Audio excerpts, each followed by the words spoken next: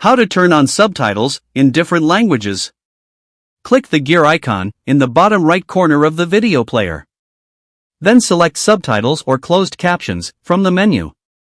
Choose your desired language.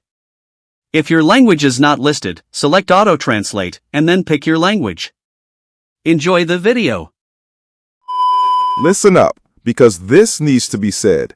Pastors are not gods. Preachers are not flawless saints. Ministers are not beyond rebuke.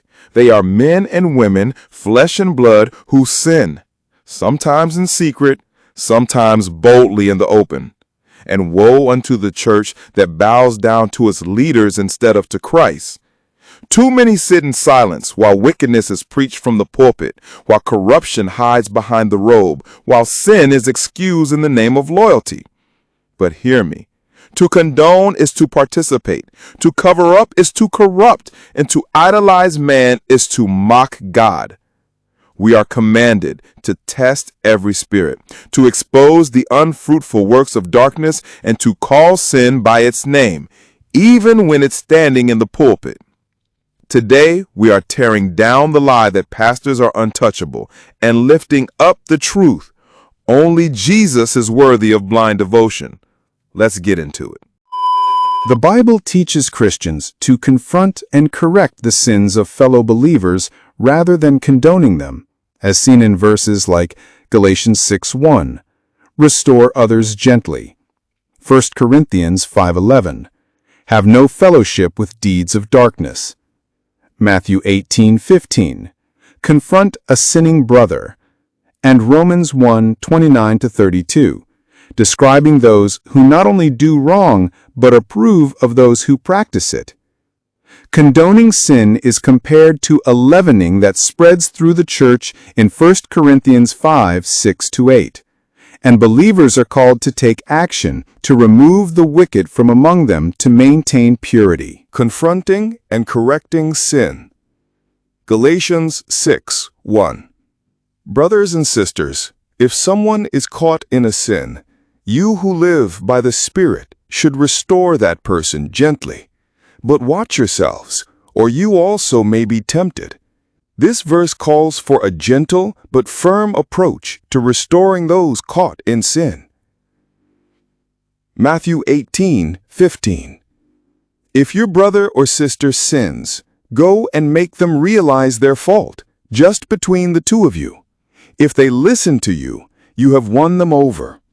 This outlines a process for addressing sin within the church. Avoiding fellowship with unrepentant sin. Ephesians 5:11. Have no fellowship with the unfruitful works of darkness, but rather reprove them. This instructs believers not to participate in or approve of sinful actions, but to call them out. 1 Corinthians 5:11. Do not associate with anyone who calls himself a brother or sister, but is sexually immoral or greedy, an idolater or slanderer, a drunkard or a swindler. Do not even eat with such people. This provides a clear directive to separate from those who persist in unrepentant sin. The nature and consequences of condoning sin. Romans 1:29-32 describes how people become filled with evil, and not only do these things themselves, but also approve of those who practice them. 1 Corinthians 5:6 describes sin tolerated in the church as leaven or yeast that can spread and affect the entire community, emphasizing the need to remove it. Let this be a warning, and let this be a call. No pastor, no preacher, no minister stands above the Word of God. They are not beyond correction, and they are not beyond judgment. If they fall into sin, it is not your duty to protect their image. It is your duty to stand for righteousness, to rebuke in love, to call out what is wicked, to shine light into the darkness. Because when the church covers sin, it breeds corruption. But when the church exposes sin, it honors Christ. Remember, your loyalty does not belong to the pulpit. It belongs to the cross. Don't idolize man. Don't condone evil. Scrutinize, rebuke, and hold every leader accountable, because holiness demands it. Only Jesus is perfect.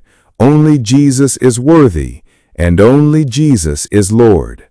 Stay watchful, stay bold, and stay true to the Word. Until next time, God bless. My children, hear the word of truth, for the kingdom of heaven is at hand. Open your hearts.